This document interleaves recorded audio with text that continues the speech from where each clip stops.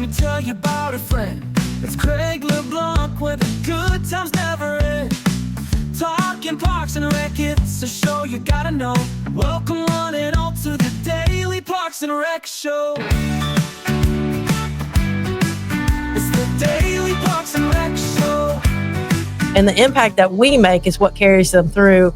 And that we have a vast number of opportunities. It doesn't just have to be being a sports coordinator. You can be in marketing, you can be in special events, you can do so many different things in Parks and Rec and have a direct impact on your community that you're serving, whether you're connecting the community with your families, whether those kids are gaining confidence and feeling great about being a part of a sports team, or just meeting other friends on the playground. There's so many things that we do in the community to make a lasting impact.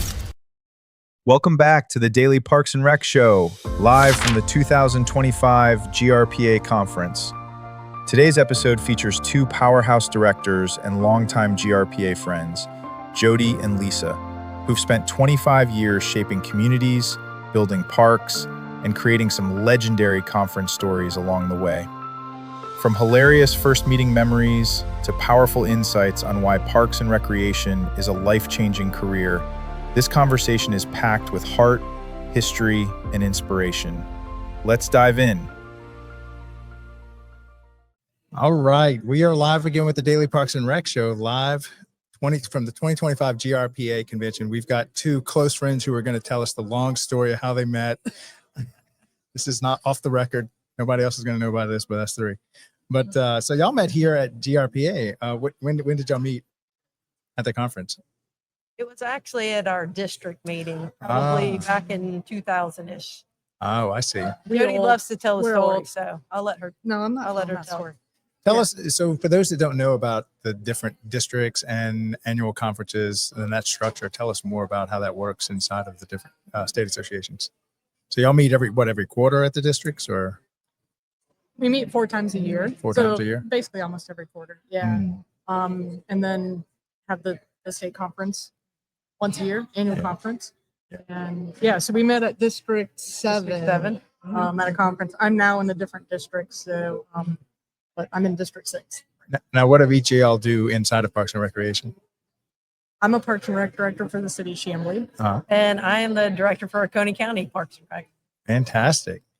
And so they all have each been coming to GRPA for many years now, right? 25. 25. We get our Wow. pin this year, 25. So y'all know where all the bodies are buried, We do. and probably have buried some of them yourself. Correct. You had to help each other bury the bodies? Nah, I don't help her. Yeah. All right. So what's the craziest story y'all have for being at GRPA? Oh, wow. On the Well, record. where do we start? Actually, I'll tell you one funny story. It was here at Jekyll. It was the first time I was with Lisa at a conference, and she and another friend decided we needed to rent one of those bicycle where you pedal it type thing. And we'd had a little. We went putt-putting. We went. It was, Yeah, putt-putting Yes. with some fun beverages, Afternoon. and then the Yes. next day we rented this bicycle thing, and I was not in any shape to pedal a bike around this island. It was a 4-person bike pedal, which only 2 out of 3 were Yeah. actually pedaling. I will say, And I did only not one of pedal. them is on right now. The Right. other person did not pedal. They were letting y'all do all the work. Yes, She did. she not did all the pedal. work. I did not pedal. I sat in the back. It's a great, beautiful Farted place around. to go rent bikes. It is. Mhm. Yeah. It is gorgeous. I mean, this is the first time I've been to Jekyll Island. Is it how often is it hosted here? It was every 3 years. I think it's Yes. kind of changing moving forward, but yeah, every 3 years. And we've seen a lot of change. We were in the old convention center, and then one year while this was under construction, we were in these Tents. outdoor tent. Tents, yes. Oh my and goodness. Now in here, so yeah. Yeah. Yeah, this is quite a historic place. Yes. It's a beautiful convention center that you'll have it in here. Okay, so I do have a little video that we made for the industry of Parks and Rec as to why you should consider Parks and Rec as a career path. And so what I'd like y'all to do, we'll play this little video, and then I'd like each of you to kind of give a testimony as to why, if you're a college kid and you don't quite know what you want to do with the rest of your life, why should you consider Parks and Recreation as a place to come have a great time, and make a little money while you're doing it, and really make a difference in your community. And then, so I'll play this, and we'll come right back and get y'all's take on it. Every career is a choice, but few careers let you touch lives. Not once in a while, but every single day. Step into a park on a Saturday morning. You'll hear children laughing on the soccer field, families gathering for a picnic, seniors walking the trails, finding health and friendship. And behind every smile, every memory, is a Parks and Rec professional. We don't just mow fields, we grow confidence in young athletes. We don't just build playgrounds, we create safe spaces where childhood thrives. We don't just plan events, we design moments that anchor generations. Think of the coach who teaches patience, the director who champions equity, the staff member who sees potential in a child no one else believed in. Every day, Parks and Rec professionals shape character, preserve beauty, and strengthen community. And the path isn't easy. Budgets are tight, resources stretched thin, but the reward, unmatched. Because what you give comes back in legacy, in healthier communities, in lives forever changed. So why dedicate your life to Parks and Recreation? Because here, your work never ends. It lives on, in laughter echoing across playgrounds, in green spaces preserved for the next century, in the young professionals rising to lead tomorrow. This is not just a career, it's a calling, it's a legacy, it's Parks and Recreation. A message from the Parks and Rec community.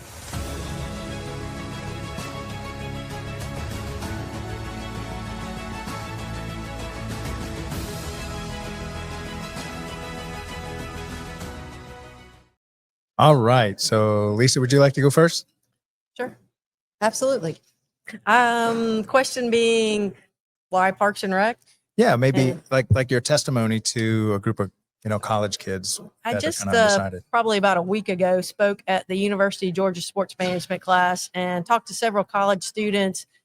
Primarily, I would say the overwhelming of the classroom wanted to work for a professional sports team Mhm. and told me they wanted to work at the front office in a sports team. And I was like, well, explain that to me. What is it you exactly want to do? And tried to really communicate to them the value of what we do in Parks and Recreation and how it starts with our young people and how we can get those kids active, to enjoy sports, something that they will continue for a lifetime. And the impact that we make is what carries them through. And that we have a vast number of opportunities. It doesn't just have to be being a sports coordinator. You can be in marketing, you can be in special events, you can do so many different things in Parks and Rec and have a direct impact on your community that you're serving and really change people's lives.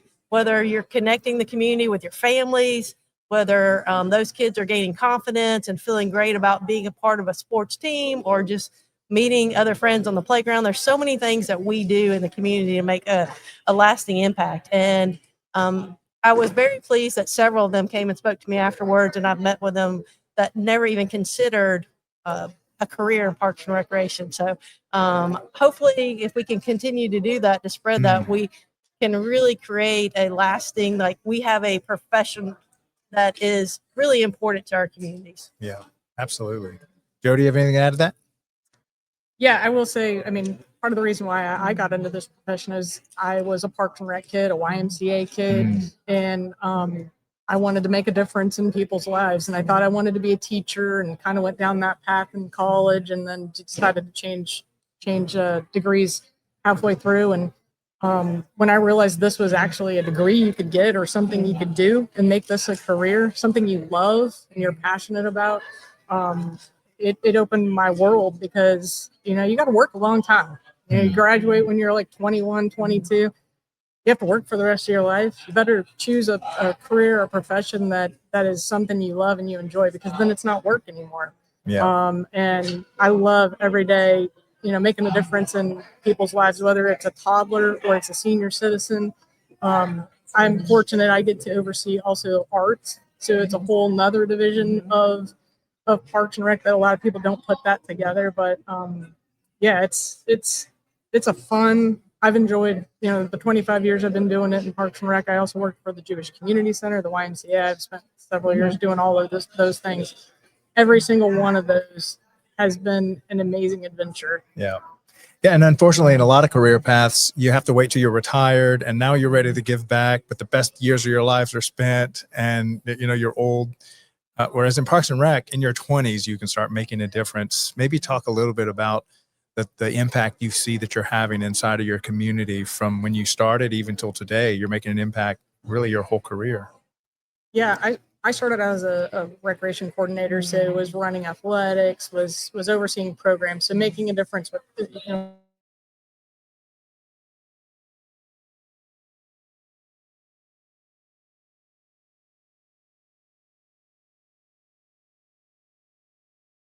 Another internet glitch. Okay, I think we're back. We're good.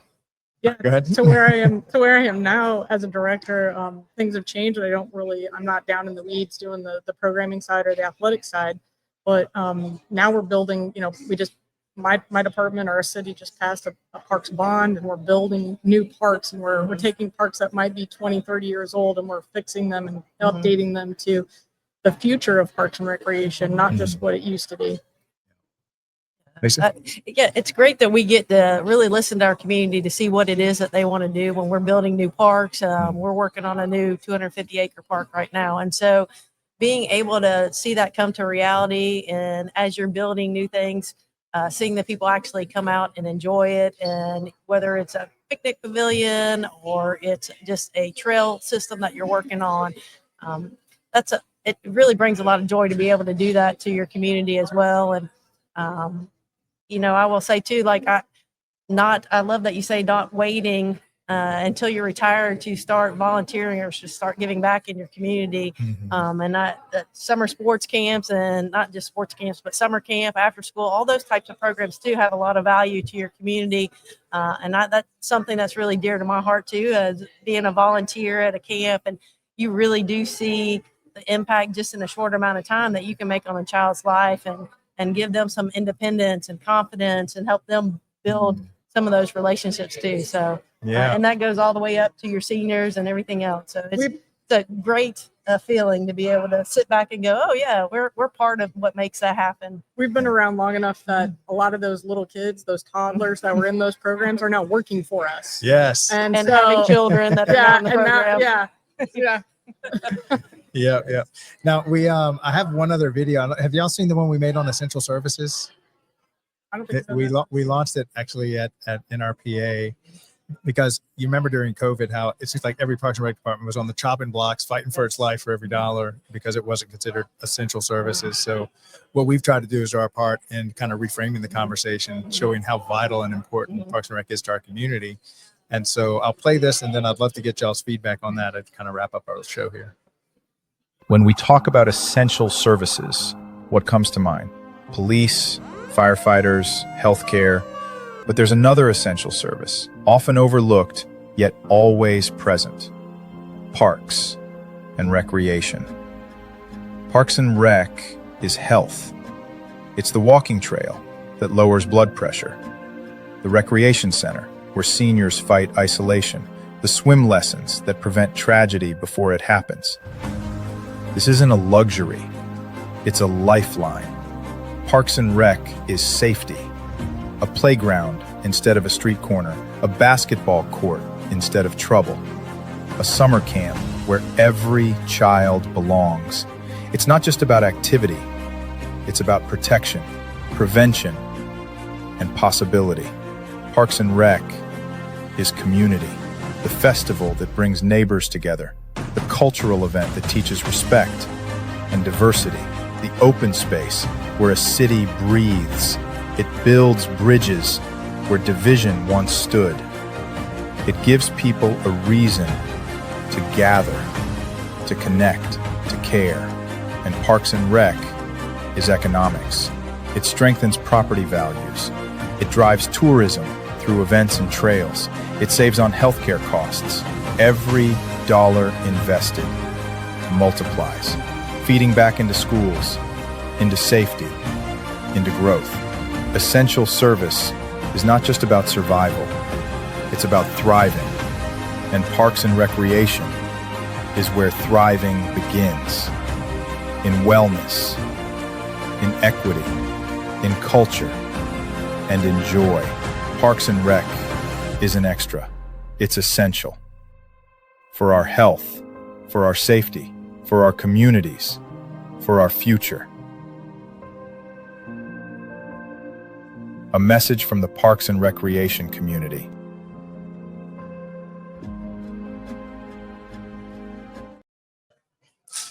Any thoughts on that?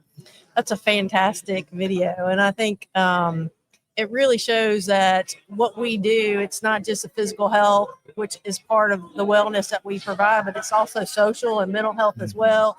COVID really sent that message out because we never shut down. We were open all through COVID, and even programming started back in July. And we stayed open, though, in our parks, and the number of people that came out, I think we really helped heal our community through that process.